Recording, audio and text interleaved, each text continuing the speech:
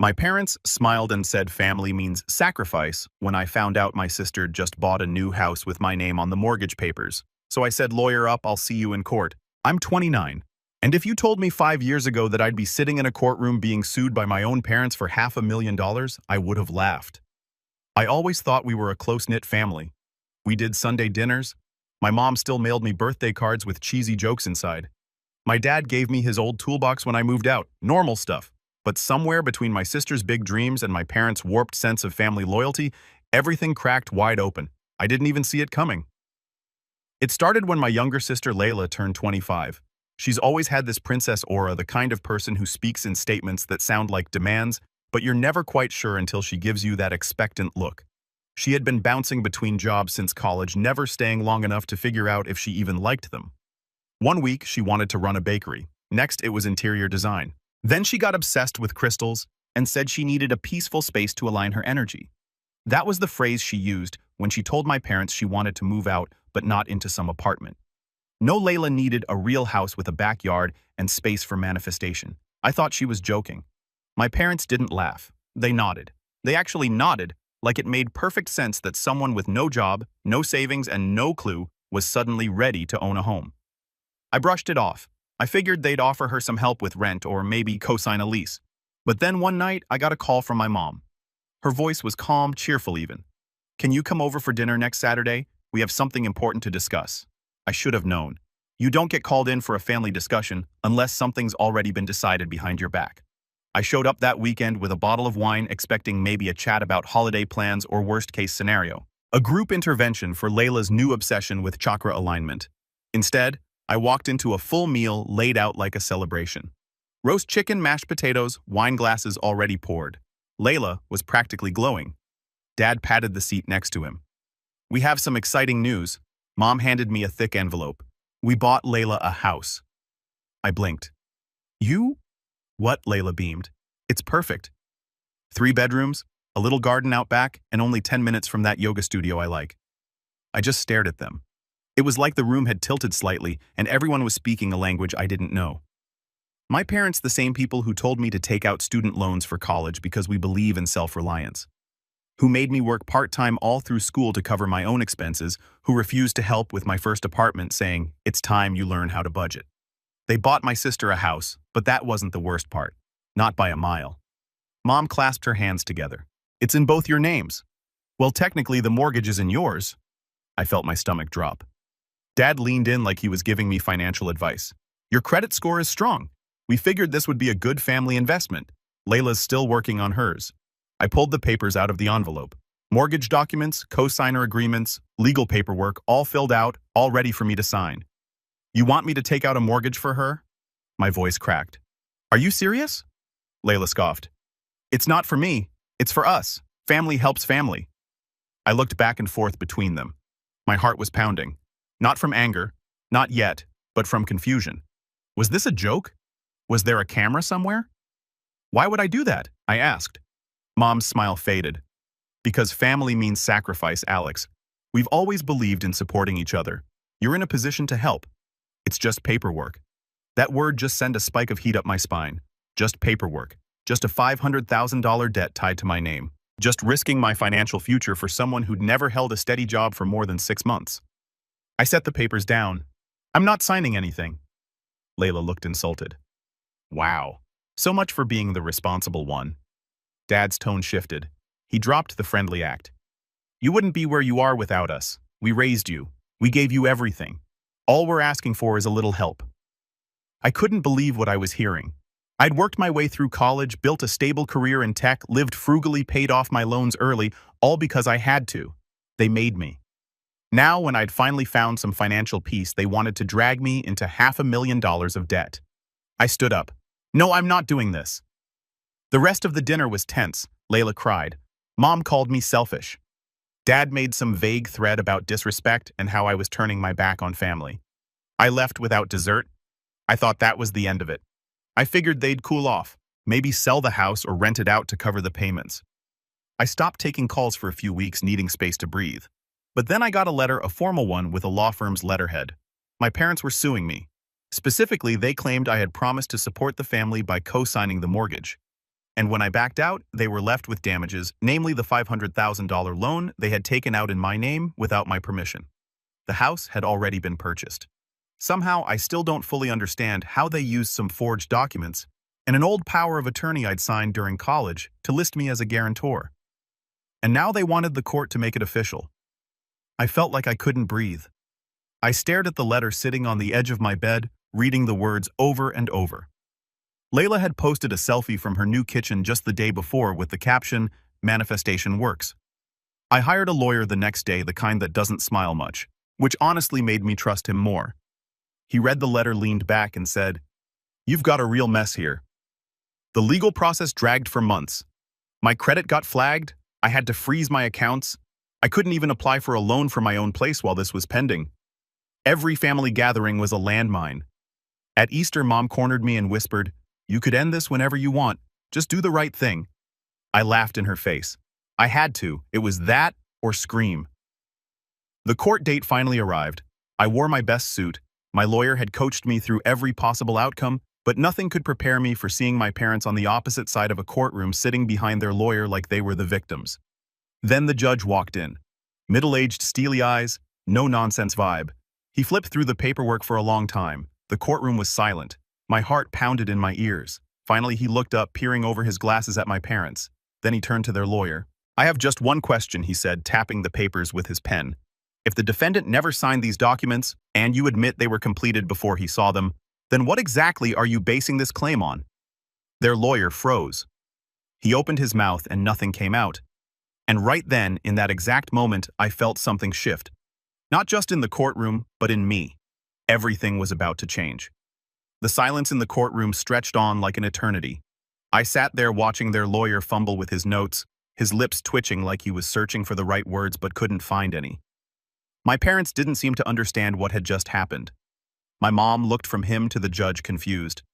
And my dad sat stone-faced, arms crossed, like he was still confident this was all going to go their way. But I knew the look on the judge's face.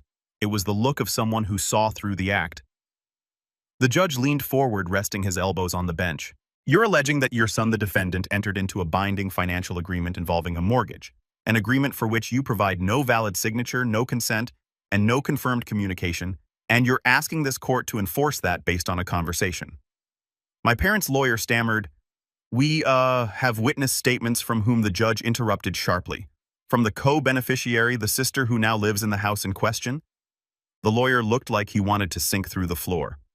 He gestured to my sister, who was seated behind my parents in a pale pink blouse and too much perfume. She gave a small nervous wave like this was a PDA meeting. The judge stared at her for a moment, then turned back to the lawyer. "Let me rephrase. You're asking me to enforce a $500,000 debt against someone who never signed anything, never verbally consented, and whose credit was leveraged based on a forged document." He tapped the file again. "A document, I might add. That was based on a 10-year-old limited power of attorney for a completely unrelated matter." My lawyer didn't even need to speak. He just glanced at me, then sat back and let the judge keep going. "What I'm seeing here," the judge said slowly, deliberately, "is a pattern of entitlement, poor judgment, and at the very least, fraudulent behavior. If I dig further, I may find cause for criminal charges, not just a civil dismissal." My mom visibly paled. My dad shifted in his seat for the first time.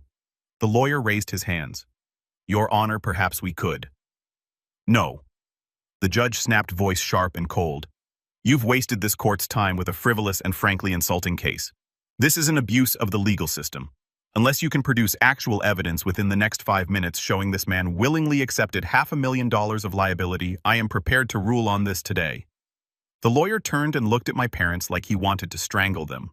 My mom whispered something, panicked, her eyes darting around the room. My dad just shook his head. I could tell he still didn't understand. In his mind, family meant ownership. If he raised me, he owned a piece of me. If they paid for school lunches and took me to soccer practice, they were entitled to my bank account forever. It made me sick.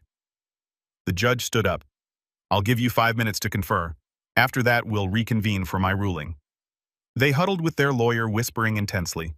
My sister sat alone behind them, staring down at her phone. She didn't say a word. No apology, no guilt, just scrolling through her notifications like she wasn't sitting in the middle of a disaster her entitlement had caused. I felt nothing toward her in that moment, not even anger, just emptiness. My lawyer leaned toward me and murmured, "They're going to fold. They'll offer to drop it before you can sue them for damages." I didn't say anything back. I was still trying to understand how we got here. How the same parents who used to pack my lunch every morning could look me in the eye and try to ruin my life to cover their poor financial decisions. All for Layla. Always for Layla. The judge returned to the bench. "Mr. and Mrs. Bradford, do you wish to proceed?" Their lawyer stood up slowly. "Your Honor." After reviewing the documentation, the plaintiffs would like to withdraw their claim. The judge nodded. "Very well. Case dismissed." I felt a weight lift from my chest that I didn't even realize I'd been carrying. I hadn't lost everything. My credit would recover. My finances would bounce back, but my relationship with my family, that was a different story. As I stood to leave, my mother rushed up to me, grabbing my arm. "Alex, please, you don't understand what kind of pressure we've been under." I pulled my arm free. "I understand perfectly," I said. "You saw me as a bank account, not a son." She looked like I'd slapped her. Dad didn't say a word. He just glared at me like I'd betrayed them, like I was the one who had dragged them into court. And then behind them, Layla stood. She opened her mouth as if to say something, maybe to apologize, maybe to justify. But I walked past her without stopping. She didn't follow.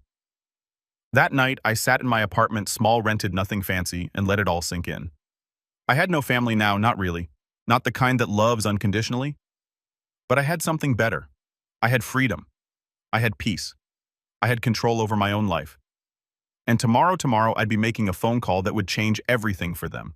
Because while the civil case was dismissed, my lawyer and I weren't done yet. The next morning, I woke up before the sun.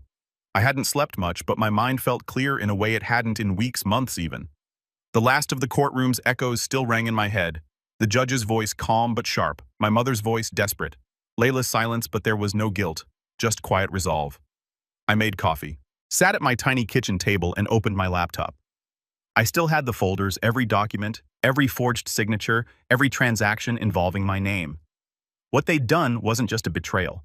It was fraud, identity theft, bank fraud. And while I'd always seen myself as someone who avoided conflict, someone who didn't push too hard or rock the boat, that person didn't live here anymore. I opened an email draft to my lawyer. Subject line: next steps, attached every file I had. Mortgage paperwork, bank statements, power of attorney from college that they'd misused, screenshots of texts, notes from every call I'd had with them since this mess began everything.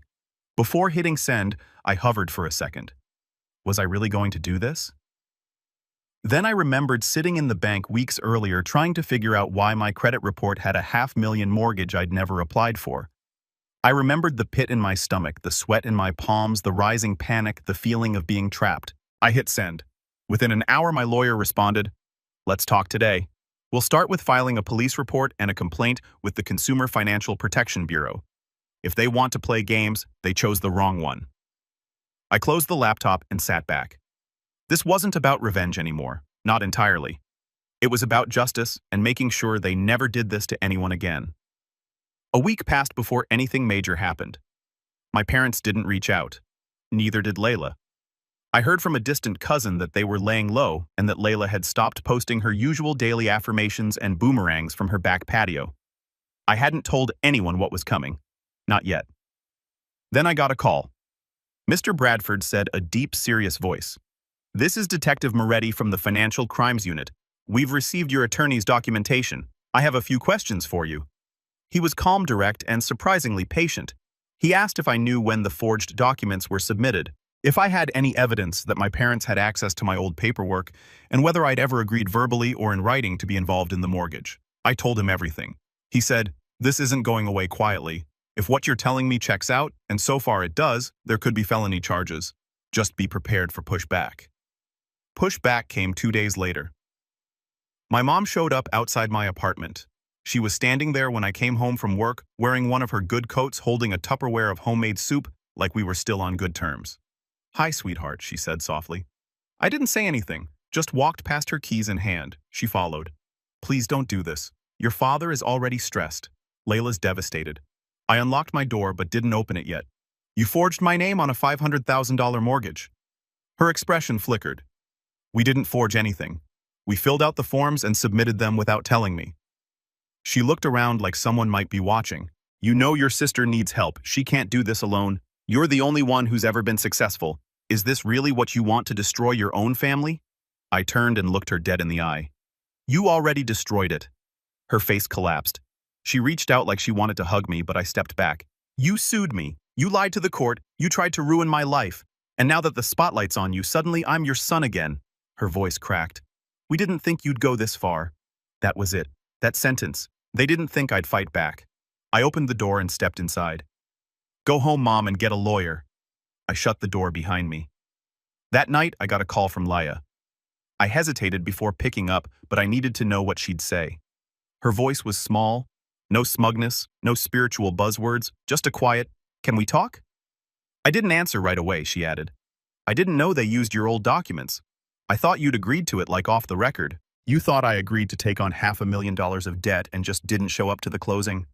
I don't know, Alex. She snapped suddenly. They said you were fine with it. I trusted them. They're our parents. I let the silence sit. Then I said, that trust is how they get away with everything. She exhaled. They're freaking out. I think they know it's serious now. It was serious when they dragged me into court. Lala didn't respond to that. Eventually she said, Are you really pressing charges? I didn't answer. I wanted to say yes. I wanted to tell her I was going to hold every one of them accountable, that I was done being the reliable one they could quietly bleed dry, that I was going to be more than a silent, obedient wallet. But instead, I just said, I'm not playing their game anymore. And I hung up. But the truth was, this was only the beginning. My lawyer had just received a file from the mortgage company, a signed affidavit, a name, a timestamp, and something very, very interesting, a recorded phone call between my father and the loan officer. And that call, it was going to change everything. The next morning, I met with my lawyer in his office. He'd already printed out the transcript of the recorded call, and when he handed it to me, he didn't say anything, just washed my face as I read. It was worse than I expected. It wasn't just a forged signature. My dad had actually called the mortgage officer and pretended to be me. Voice lowered slightly, giving authorization to proceed. Answering security questions that were clearly pre-repped, making comments like, yes, I'm aware of the risks and this is for my sister, so we're doing this as a family favor. And then the kicker, the part where the loan officer asked, can you confirm just for the record that you are Alex Bradford? And my father, my own father, said, yes, this is Alex Bradford. It was identity fraud, plain and simple, on tape. I handed the transcript back to my lawyer and leaned back in the chair. That's it. Then he nodded. I forwarded everything to the Financial Crimes Unit and the State Attorney's Office. They're moving forward, and just a heads up, when the subpoenas start coming in, it's going to get messy. I swallowed hard, but nodded. Good. Over the next 2 weeks, things moved fast. The bank's fraud department launched their own internal investigation. I received notice that my name was being removed from the mortgage, not because of a kindness, but because of a confirmed violation of their own lending policies. The bank wanted nothing to do with the mess my parents had created. And then the real storm hit. I was at work when I got the call. Alex Detective Moretti said, we've issued arrest warrants for your parents, your father on 2 counts of financial fraud and 1 count of identity theft, your mother as a co-conspirator for knowingly aiding in the submission of false documents. I didn't speak for a few seconds. They'll be processed and released, he continued. But the DA is serious about pursuing this, especially with the call recording. It didn't feel real. I thanked him, hung up, and sat there in silence. That night, I got a barrage of calls and messages from extended family, from cousins I hadn't spoken to in years, some angry, some stunned. My aunt called crying, saying, why would you do this to your parents? And all I could say was, I didn't do this to them. They did it to me. A few days later, I was served with notice that my parents were countersuing again, this time for defamation of character. My lawyer laughed out loud when he read it. Let them try. Every filing just adds fuel to our case. The hearing for the criminal charges was set for a month later. In that time, the entire dynamic of my family fractured. Layla moved back in with my aunt, claiming she felt unsafe in the house. The mortgage had defaulted. The property was in pre-foreclosure. The backyard, full of manifestation crystals, now sat empty, overgrown with weeds. The day of the hearing came. It wasn't a trial, just the initial arraignment, but I went anyway. I needed to see it. I walked into the courtroom and saw my parents seated up front, flanked by their new attorney. My dad looked smaller somehow. Not physically, just diminished. Like something in him had collapsed under the weight of his own pride. My mom wouldn't look at me. When the judge read the charges, fraud, forgery, identity theft, I watched my father flinch ever so slightly. It was the first time I'd seen any crack in his armor. Their lawyer tried to get the charges dropped, argued that it was a family misunderstanding that my father acted in good faith and believed he had verbal consent, but the judge wasn't buying it. The defendant impersonated his son on a recorded line, she said. That's not a misunderstanding, that's a felony. Bail was set. They didn't go to jail, but the damage was done. After the hearing, I walked out into the hall. My mom followed. I heard her footsteps behind me but didn't turn. Alex, she said, her voice shaky. Please just talk to us. This has gone too far. I turned slowly and looked at her. Really looked at her. She was wearing the same gold necklace she always wore, the one Dad gave her for their anniversary years ago. Her eyes were red. She looked tired, older than I remembered. You could have apologized, I said quietly. At any point you could have said, we were wrong, we messed up, we're sorry, and I might have listened. Tears welled in her eyes. We thought we were doing what was best for the family. No, I said you were doing what was best for Layla. You've always done what's best for Layla. And when I said no, when I finally put up a boundary, you treated me like an enemy. She looked down. We raised you, she whispered. We sacrificed so much, and I paid for my own college. I shot back. I paid rent while working 3 jobs. I built everything I have without you. And when I finally had something of my own, you tried to steal it. She said nothing. I don't hate you. I added quieter now, but I can't forgive you. Not for this. Then I turned and walked away. She didn't follow. Weeks passed. Eventually, the house was repossessed, sold off by the bank. Layla tried to claim it was unfair, but no one listened. She moved in with a friend, started posting cryptic quotes online about letting go of toxic energy and learning to cut cords. I didn't respond to any of them. My parents pleaded down the charges. They avoided jail time, got probation, and had to pay restitution, including legal fees. Their reputation in the community took a hit, though.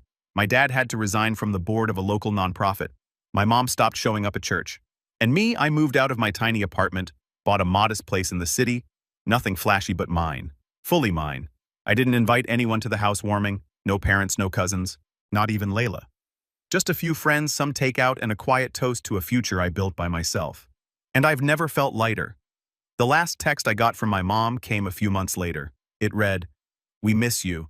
Please come home for Thanksgiving. Let's start over." I stared at the screen for a long time. Then I turned off my phone, and I finally truly moved on.